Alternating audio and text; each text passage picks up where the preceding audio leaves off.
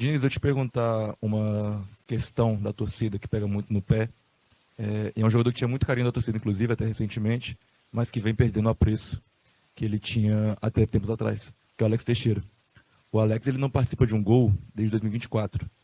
E ele é um jogador que ele tem frequentes oportunidades no time.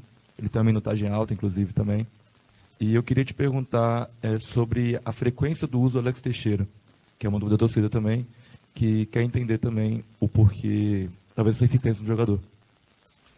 Então, primeiramente, boa noite. Do Alex Teixeira, é um jogador que eu conheço de longa data. Quando jogou contra mim no Fluminense, eu sempre achei bom jogador. E nesse meio de treinamento ele se destacou muito nos treinamentos. Então, por isso que ele teve oportunidade. Eu não posso só respeitar aquilo que aconteceu para trás, recentemente, que a torcida, que eu entendo que tem uma insatisfação, mas eu preciso ver o que está acontecendo no treino e ver se ele consegue confirmar no jogo, né? Então, por isso que ele tem recebido oportunidades, por isso que ele entrou hoje. Podia ter entrado ele, se tivesse o placar empatado, provavelmente teria entrado o Garré. O Garré também é um jogador que, nesse período aqui desse mês, ele teve um tempo afastado, teve um problema no tornozelo, voltou a treinar não faz muito tempo. Então tinha uma preocupação também um pouco de como é que ele ia reagir se colocasse ele com 1-0, precisava de um jogador um pouco mais agudo. Mas o Garré, naturalmente, se o Coutinho tivesse saído no primeiro tempo ou a partida tivesse um resultado de empate, provavelmente teria entrado o Garré. Diniz, André Silva Gomes do podcast Cruz Maltino. O time tinha vindo de uma boa vitória contra o São Paulo, teve férias, 20 dias de treino. E a gente viu um final de primeiro tempo, o time caindo muito, e um segundo tempo, um time parecendo meio desorganizado. O que aconteceu nesse período e por que esse time jogou tão diferente do que veio contra o São Paulo?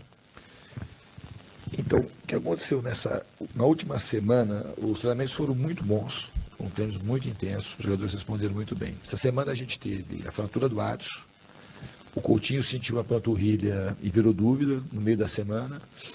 O Ryan ontem torceu o tornozelo, também gerou uma certa dúvida para hoje. E acho que o time, o primeiro tempo, foi um primeiro tempo equilibrado. Eu concordo com a tua análise, foi isso mesmo que aconteceu. No primeiro tempo, para o final, a gente já começou assim, perder um pouco de espaço no campo e ficar um pouco desorganizado.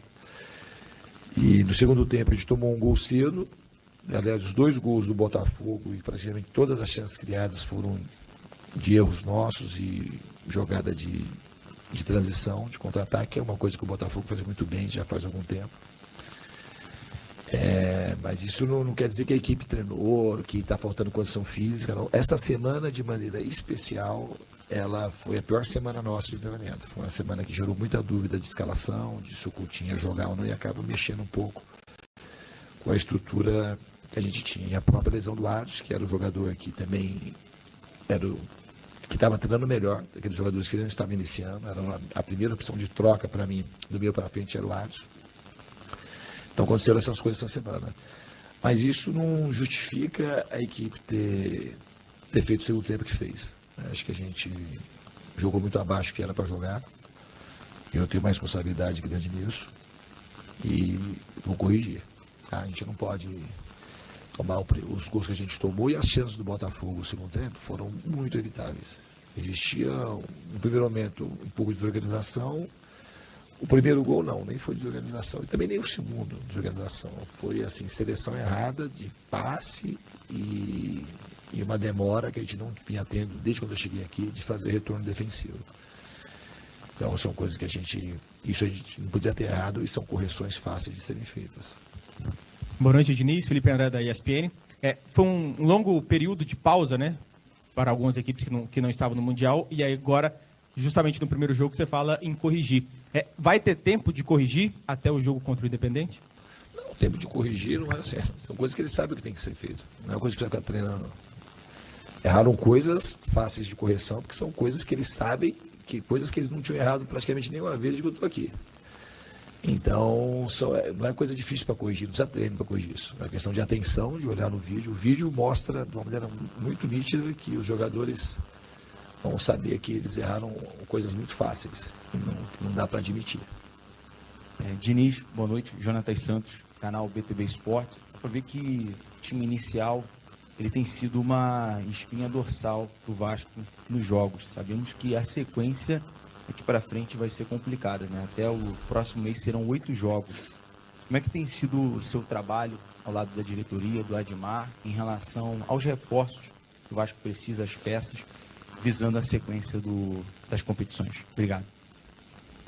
A gente contratou até agora só o Thiago. Não é fácil fazer as contratações, porque fazer contratação que a gente gostaria de imediato precisa de dinheiro, e o Vasco tem uma restrição financeira.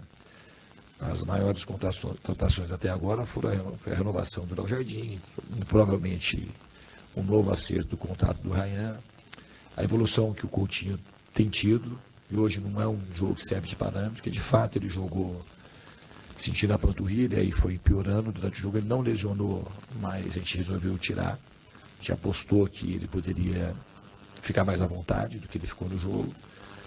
Mas as contratações a gente está de olho no mercado, a gente tem algumas sondagens e a gente vai tentar reforçar de maneira pontual quando a gente conseguir o nome certo. Não adianta a gente contratar só para contratar. A gente tem que tentar acertar. Acertar em contratação já é difícil, ainda mais com restrição de orçamento.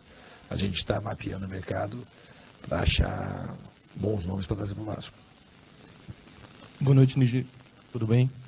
Marcelo Henriques, Portal Metrópolis. Eu gostaria de falar com você sobre a parte mental, porque a gente viu que depois do gol do Botafogo, o Vasco deu uma queda e começou os erros que geravam mais ataques. O problema mental é algo que até o Carille mesmo reclamava, que quando o Vasco toma um gol, ele piora. Você acha que isso também teve interferência na derrota de hoje?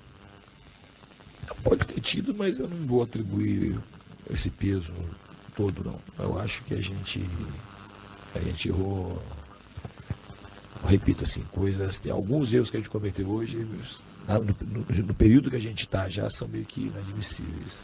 Então eu não vou atribuir o jogo de hoje a nenhum comportamento mental, não. Acho que a equipe tem que reagir rápido, porque a gente tem jogo decisivo na terça-feira e eles têm condições e eu espero que reajam de uma maneira muito positiva. No retorno do Vasco aos compromissos em seu calendário durante a temporada de 2025, justamente jogando um confronto de um nível um pouco mais alto e que exigia competitividade, o torcedor cruzmaltino não conseguiu ver aquele Vasco que apresentou um nível de competição um pouco melhor durante os jogos que se passaram.